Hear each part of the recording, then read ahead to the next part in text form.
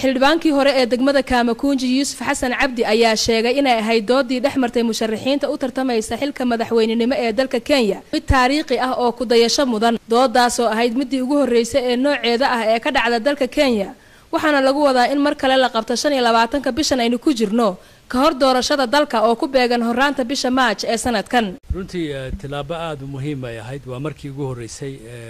dood sidaas oo kaleeto ay madaxda dadka madaxtinimada wadanka u tartamaya ay galaan marka waa taariikhi hadii loo eego siyaasadda dalka Kenya runtina waxyaalo fara badan oo muhiim ah ayay soo qaadeen si fiican baa loo dhageystay laakiin anigu waxaan ka sii jeclaan lahaa in tirada dadka faraha badan 8 aad bay u badnaayeen malaha 2 iyo 3 ugu cadcad in la isu daayo laakiin sidaan u arko madaxweynaha xisbiga aan ka tirsanahay Jubilee u taagan aad iyo aad si firfircoon oo karti leh oo ayuu u hadlay una jeediyay doodihii iyo su'aalihii kagana jawaabay su'aalihii faraha badnaayay la weydiiyay laakiin guud ahaan haddaan dibadda ka eego Kenya ahaan runtii dood aad u fiican bay ahayd dadka Kenya wax badan bay u kordhisay dimuqraadiyadda wadankana way xoojisay Maxamed Diida waa Soomaali hooyadiina waa Soomaali hase ahaatee asal ahaan waxa uu ka soo jeedaa qowmiyadda Boran waxaanu ka mid yahay 8 musharax ee dalkan Kenya ee ku tartamaya madaxweynenimada iyadoo doodiisana dad badan ay soo jiidatay TV-ga Universal ayuu uga warbixiyay waxyaabaha ku dhaliyay xilligan inuu u istaago kursiga madaxweynenimada dalka Kenya waxaan isku dayay fikirkii markii ugu dhacay inaan dadkii u yara sheego laakiin dadkii adduunka ku weynaaday madaxweynenimadanba waxay u maleeyaan wax oo qaab kale oo weyn marka waxaan sameeyay kacbada inaan aado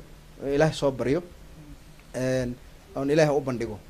arrintan ay ugu soo dhacday xaggaada haday ka socoto meesha aad marinayso adaa garanayso haday naf iyo shaydaan ay ka socdaanna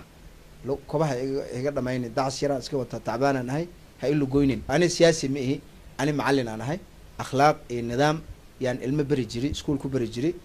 haddana markaan arkay waalidkii iyo madaxdii oo nidaamkaasba uu ka maqan yahay yaa waxaan yiraahday 40kii aan baraayay inaan ka soo wareego oo kalaaskayga aan balaariyo 40 milyan horta aan ka bilowdo Kenya 40 milyan way marka macallinkii una nahay hadii aan waayo oo kalaaskii weynay aan hamiyo inaan baro 40 milyan aan waayo hadii 40kii aan ku noqon oo macallin mar walba marka hadda meesha aan soo gaarsiiyay qof walba laga doonahay inuu nala qabto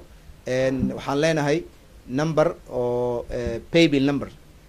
number kaas yaan doonaynaa inaan nagu saaciideysaan paybill number kayga waa 984400 984400 markaad Safaricom ki aad paybill ki aad gasho business number ki baa 984400 aad gelinaysaa marka wuxuu ku weydiin doonaa account number wadanka gudihiisa hadaad joogto waxa way ID number kaada aad gelinaysaa ama telephone number kaada aad gelinaysaa Xamdi Maxamed Kadiye Universal TV Nairobi